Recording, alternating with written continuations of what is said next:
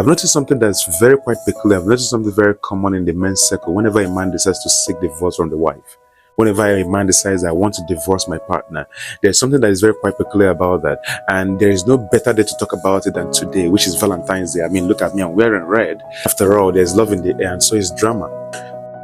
Have you ever noticed that when a rumor is actually swirling around a couple's divorce or breakup, there's almost always another woman in the background watching how the whole thing is actually unfolding, strategically positioning herself into the picture?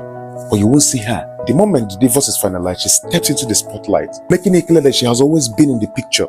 We have seen this play out time and time again with public figures, from celebrities down to notable figures. It happened to Church Hill and Toto Dike. Respectfully, I'm actually mentioning these names respectfully.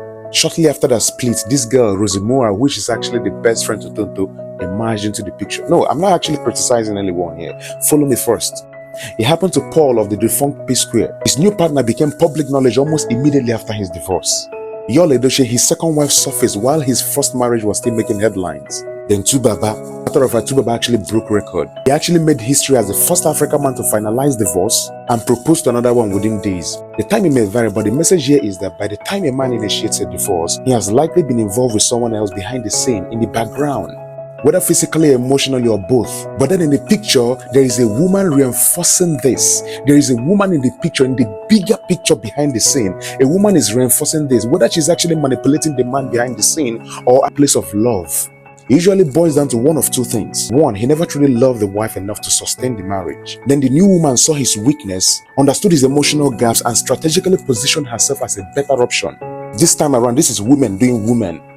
This is women practically doing women. And the second one is, he met someone who completely aligns with his ideal partner. Because let's be honest here, so many people who are actually married today, they didn't marry their ideal partners. They married from a place of owing one person obligation, owing this person a thank you for supporting me during my tough times. Most marriages that you see today, mostly here in Nigeria, are actually not from a place of love.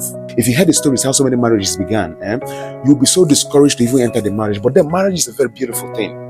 That is the reason why you have to pay attention, so that you marry the person who you can actually end up with as an ideal partner. Even if the person doesn't meet up all you need in a woman or in a man, let the person at least have 70%. You can actually deal with the 30. But when you marry somebody who didn't come up to that level of 30 or 20%, I mean, there's every reason for the marriage to crumble in the future. So with the examples that I actually listed, you can actually tell that men divorce their wives. When you see a man, initiating divorce, it mostly comes from a place of having a woman in the picture, manipulating the man. When I mean manipulation, I don't mean, manipulation with torture. I mean manipulation with sense. Women are blessed with manipulation. That is their thing. God loves them that way.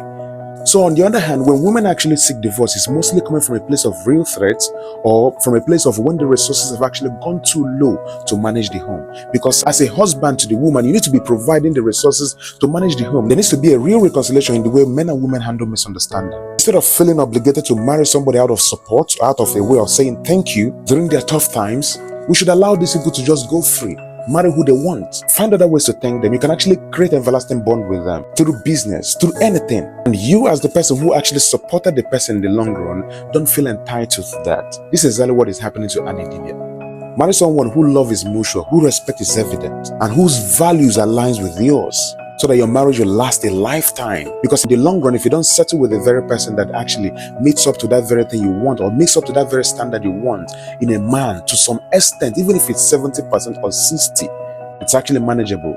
You'll always find yourself craving for the leftover qualities that you've always wanted in your partner, but you never found in your current partner.